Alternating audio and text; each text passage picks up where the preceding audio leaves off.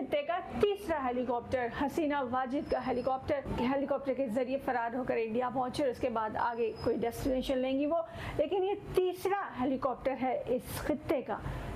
अशरफ गनी अफगानिस्तान से उड़े, श्रीलंका को हमने देखा, वहाँ इनकलाब आया और अब बांग्लादेश का इनकलाब हमारे सामने है। इसी रीजन में हमारे खित्ते में ये तीसरा हेलीकॉप्टर उड़ा है। क्या कोई चौथा हेलीकॉप्टर यहाँ उड़ सकता है, कोई उम्मीद है? इस बारे में ही आज बात करने वाले हैं। अस्सलाम वालेकुम, मैं हूँ फाजिल सजाद। नाज़रीन, इस वक्त दुनिया हैरान और परेशान कि बांग्लादेश में हुआ क्या, क्योंकि कोई सोच ही नहीं सकता था। सिनेरियो बिल्कुल हमारे पाकिस्तान जैसा था। अब जो गवर्नमेंट थी उसे मुकम्मल तमाम इदारों की सपोर्ट हासिल थी। हसीना वाजिद स्याह सफ़ेद की मालिक थी, एक लंबा टेन्योर मुख्तलिफ अरसे में वो रही, नई हुक्मरानी करती रही है। चीफ जस्टिस उनकी मर्जी के, अदलिया उनकी मर्जी की, आर्मी चीफ उनकी मर्जी का, मतलब सारे इदारों में उनकी मर्जी के लोग बैठे हुए थे और तमाम इदारे बशमूल फोर्सेस उसको सपोर्ट कर रही थी। लेकिन एट द एंड जब तलबा ने प्रोटेस्ट शुरू किया और उसके बाद ये एहतजाज बढ़ता बढ़ता महल तक पहुंच गया, उनके महल तक, सरकारी महल तक, तो फिर उसके बाद हसीना वाजिद को हेलीकॉप्टर में उड़ान भरनी पड़ी मजबूरन। कुछ लोग कहते हैं कि जी आर्मी की मर्जी से हुआ, आर्मी खुद निकालना चाहती थी, but what ever was the reason. ये इलाके का तीसरा इनकलाब है जो हम देख रहे हैं। अफगानिस्तान में हमने देखा कि अशरफ गनी भी हेलीकॉप्टर में फरार हुए थे। फिर हमने श्रीलंका में देखा कि पब्लिक ने मिनिस्टर्स को पकड़ पकड़ के घर से निकाल निकाल के मारा, थप्पड़ मारे, घूसे लाते मार मार के, और जो हाथ में आया वो मार मार के उनका हशर नशर कर दिया, कईयों को जान से जाना पड़ा। लेकिन ये कि हुक्मरान वहाँ से भी भागने में कामयाब हो गए थे। अब बांग्लादेश में भी यही सिनेरियो चल रहा था। लगभग एक महीना हो गया था, स्टूडेंट्स ने एहतजाज शुरू किया। स्टूडेंट्स को कोई पॉलिटिकल पार्टी लीड नहीं करी थी।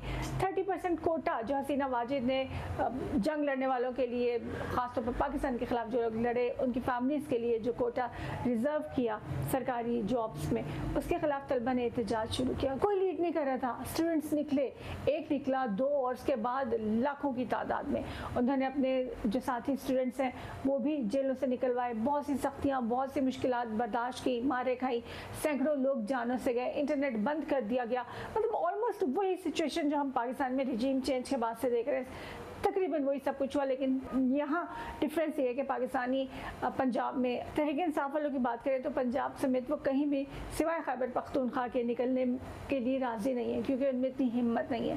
तारिक कादरी साहब का इनकलाब कनाडा में कहीं मॉडल टाउन के कातिलों को ढूंढता फिर रहा है, वो यहाँ वो भी नहीं है। इसके अलावा भी जितने लोग प्रोटेस्ट के लिए निकलते थे वो सब आहिस्ता आहिस्ता कहीं ना कहीं गायब हो जाते हैं। महारंग बलोच की प्रोटेस्ट को अहमियत ही नहीं दी जाती, दिखाया ही नहीं जाता, हालांकि लिटरली लाखों लोग लेकर महारंग बलोच भी बैठी रही थी। लेकिन इनकलाब खामोशी से नहीं आते, एजिटेशन बहुत ज़रूरी हो जाती है वहाँ जहाँ सारे इदारे मिलकर एक मुसल्लत की गई हुकूमत का सपोर्ट कर रहे हो, जैसे कि हमारे यहाँ है, टू बी वेरी ऑनेस्टली, जैसे कि बांग्लादेश में थी।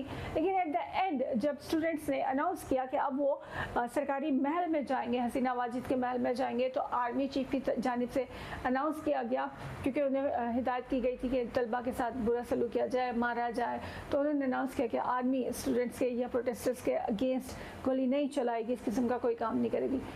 अब जो भी लोगों की राय हो कि आपस में मिले हुए थे, खुद निकालना चाहते थे हसीना वाजिद को या वट एवर, लेकिन आर्मी ने अपने पब्लिक ओपिनियन को सर आंखों पर रखा।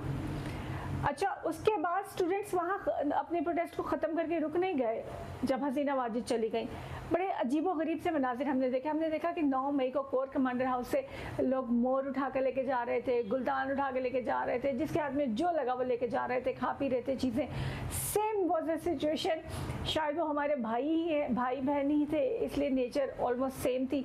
तो उन्होंने वही कुछ किया कि कल सरकारी महल में, सरकारी इदारों में जहाँ जहाँ वो घुस रहे, फ्रिज खोल रहे हैं, किचन में जा रहे हैं, खा पी रहे हैं, बतखे उठा रहे हैं सरकारी महल से। कल उन्होंने बतखे और इस में जानवर परिंदे सब कुछ उठाया, जिसके हाथ जो लगा। हसीना वाजिद के बेड पर लेट के तस्वीरें बनाई जा रही हैं, रील्स बन रही हैं। मतलब वो सब कुछ जो हमने 9 मई में भी देखा, वो सब कुछ जो हम बाकी ममालिक में देखते हैं, वो सब कुछ बांग्लादेश में भी हुआ।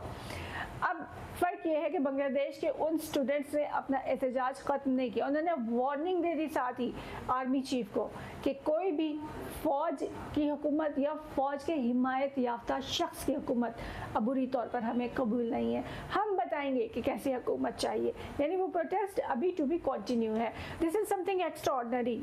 यही जो पॉइंट है वो बहुत इंपॉर्टेंट है कि बच्चे यहाँ रुके नहीं, स्टूडेंट्स यहाँ रुके नहीं। उन्होंने कहा कि फ़ौज की हिमायत याफ्ता शख्स से हुकूमत भी नहीं चाहिए। यानी अगर किसी के गुमान में ये था कि फ़ौज अपनी मर्ज़ी की कुछ पर्सनालिटीज़ को ले आएगी तो वो भी अब मुमकिन नज़र नहीं आ रहा। क्या खित्ते में जो इनकलाब है जो बार बार दस्तक देता है, मुख्तलिफ ममालिक में आ चुका है, क्या कभी पाकिस्तान में कोई इनकलाब आएगा? क्या पाकिस्तानी जो भी अचीवमेंट वो लेना चाहते हैं अचीव कर सकते हैं? आपका क्या ख्याल है? शेयर कीजिएगा हमारे साथ। अल्लाह हाफिज़।